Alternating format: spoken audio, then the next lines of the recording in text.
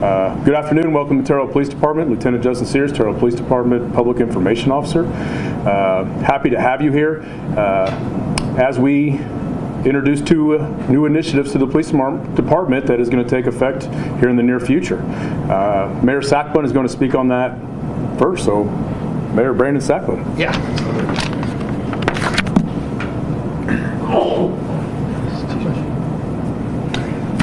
Hey, thank you guys for being here today. Today we're proud to announce not one but two public safety initiatives really targeted around downtown and neighborhoods. So over the past couple of weekends, several residents had noted that there was an increased police presence in downtown Terre Haute. This is a direct result of Chief Barrett and the Terre Haute Police Department's new proactive policing strategy. On the one end, we've done a great job with community engagement and community policing. What we're announcing today is a different type of policing, which is proactive policing.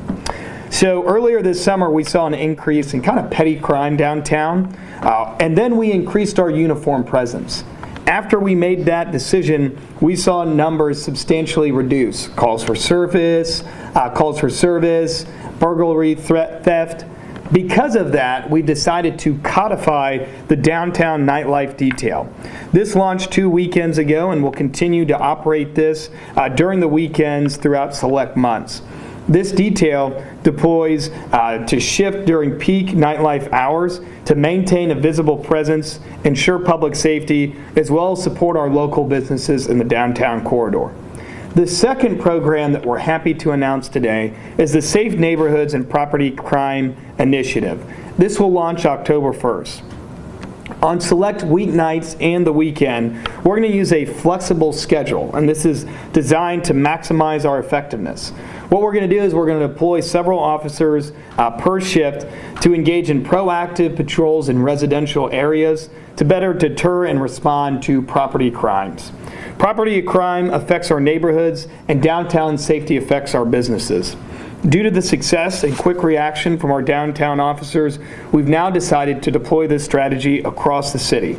Additional officers will be proactively patrolling neighborhoods throughout the city focused on crime prevention. The city takes pride in the great work that our Terre Haute Police Department does through community engagement and proactive policing. We're going to continue to do our part in apprehending criminals. Both of these programs will utilize flexible deployment strategies, allowing officers to adjust their presence based on real-time data, emerging patterns, and ensuring maximum impact throughout the operational period. Next, I'll transition to Chief Barrett for a couple kind of specific points on how we're going to do this, and then we'll open it up for a couple of questions. Thank you all for being here.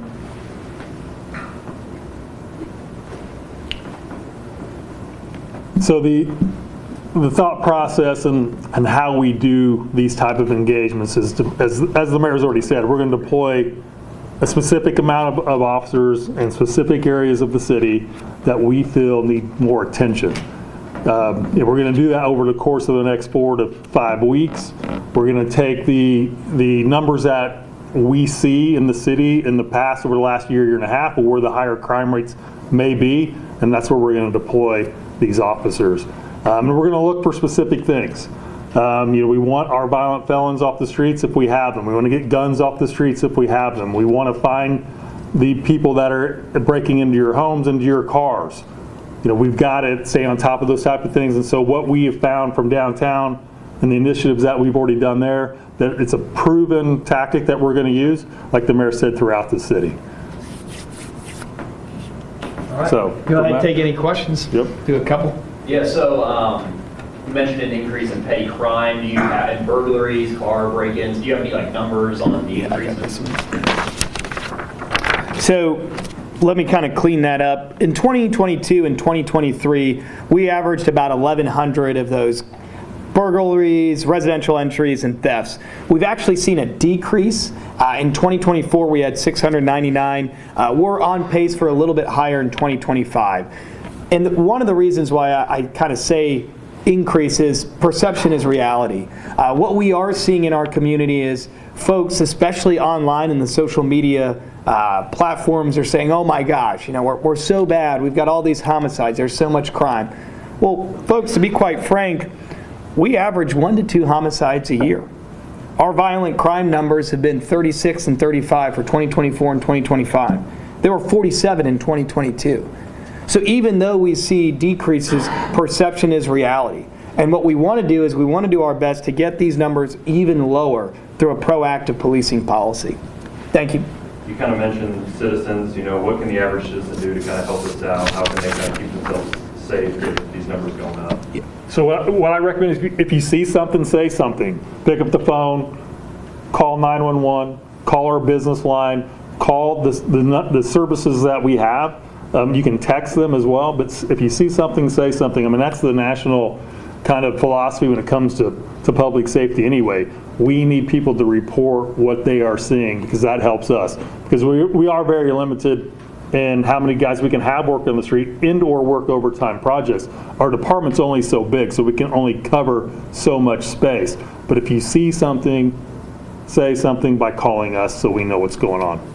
And not to have you guys like tip your hand to the criminals or whatever, but you mentioned you were going to be in specific areas. Do you know what areas those would be? Those are driven by stats, right? So, I mean, we're not going to publicly say where we're going to be at any given moment because that can shift depending on what's going on that day anyway.